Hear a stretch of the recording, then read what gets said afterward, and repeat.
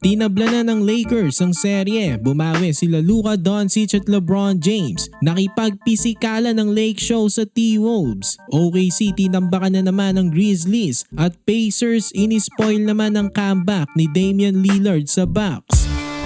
So tinabla na nga ng Los Angeles Lakers ang serye matapos talunin ng Timberwolves sa Game 2 94-85.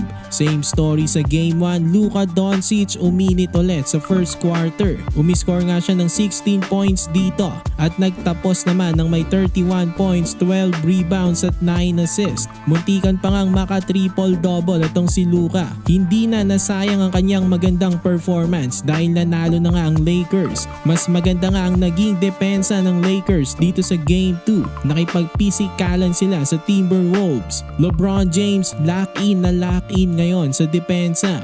All around game ang kanyang ginawa, nagtala ng 21 points, 11 rebounds at 7 assists. At Austin Reeves may 16 points naman.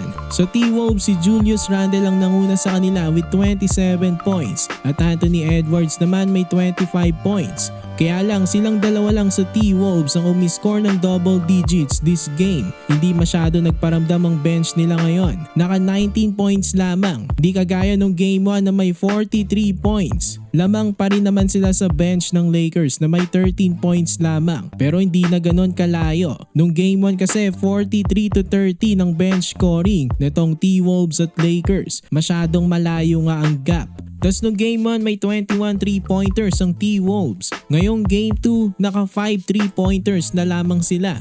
Give credit rin talaga sa depensa ng Lakers at sa mga ginawang adjustments ni JJ Redick this game. Pero ang games 3 and 4 sa home court na ng Timberwolves gagawin. Samantala OKC tinambakan na naman ng Grizzlies 118-99. Abante na nga sila ng 2-0 lead. Tatlo nga sa Thunder ang naka 20 plus points. Shai Gilgeous-Alexander umiscore ng 27 points at may 8 rebounds. Jalen Williams 24 points at Chet Holmgren 20 points. Sa Grizzlies naman, Jaren Jackson Jr. ang nanguna sa kanila with 26 points at Ja Morant with 23 points. Sa tinatakbo nga ng serye na ito, malaki ang posibilidad na mauwi ito sa sweep.